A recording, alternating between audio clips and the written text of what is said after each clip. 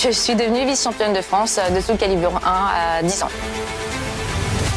Le 1er décembre 1999, Noël était en avance. Soul Calibur sortait en France. Ce jeu de combat légendaire allait bouleverser le monde et changer notamment la vie de la jeune Kayane.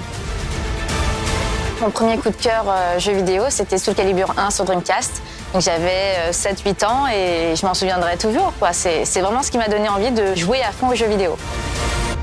Pour célébrer les 25 ans de Soul Calibur, la joueuse professionnelle et streameuse nous fait le plaisir de partager quelques souvenirs et réflexions sur ce titre révolutionnaire à l'époque. Je me rappellerai toujours de ce jour où on a acheté Soul Calibur 1, on lance le jeu, on a l'introduction, le générique de début qui est absolument incroyable. Les personnages sont trop stylés, la musique elle est super épique, graphiquement c'est magnifique, j'ai jamais vu un jeu aussi beau. À sa sortie, Soul Calibur s'impose comme la référence de son genre et marque un tournant dans le domaine vidéoludique en ouvrant une nouvelle ère de performance technologique. Il y a des couleurs magnifiques, on voit que c'est fluide, les personnages y vivent vraiment, ils ont des expressions faciales.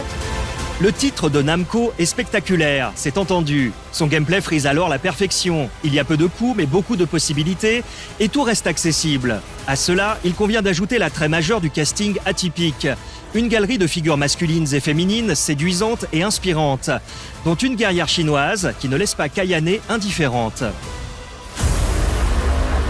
Il y avait une panoplie de personnages que je connaissais pas du tout, que je découvre. Et là, je tombe sur Xiangfa, le personnage qu'on voit en plus là.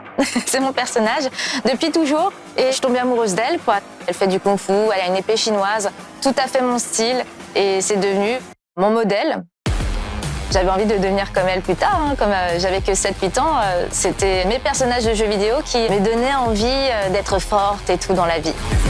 C'est ainsi que Soul Calibur fera naître des vocations. Le jeu trouve sa place sur la scène compétitive balbutiante. Les tournois communautaires se multiplient, des stars apparaissent, certaines destinées à briller au plus haut niveau, telle notre Kayane nationale. C'est Guillaume d'Horizon, connu aussi sous le pseudo SNK, qui a organisé les premiers tournois de Soul Calibur. Et les tournois se faisaient dans son école où il étudiait. Et les week-ends, les salles de classe devenaient des salles de tournois. Et comme j'avais un bon niveau sur Soul Calibur, mes frères m'ont proposé de faire ça, de participer à un tournoi sur Soul Calibur 1, Dreamcast. Et vers mes 9 ans, j'ai commencé mes premiers tournois et je suis devenue vice-championne de France de Soul Calibur 1 à 10 ans. L'histoire est en marche. 25 ans plus tard, Soul Calibur reste une pierre angulaire du jeu vidéo, le chef-d'œuvre de toute une génération.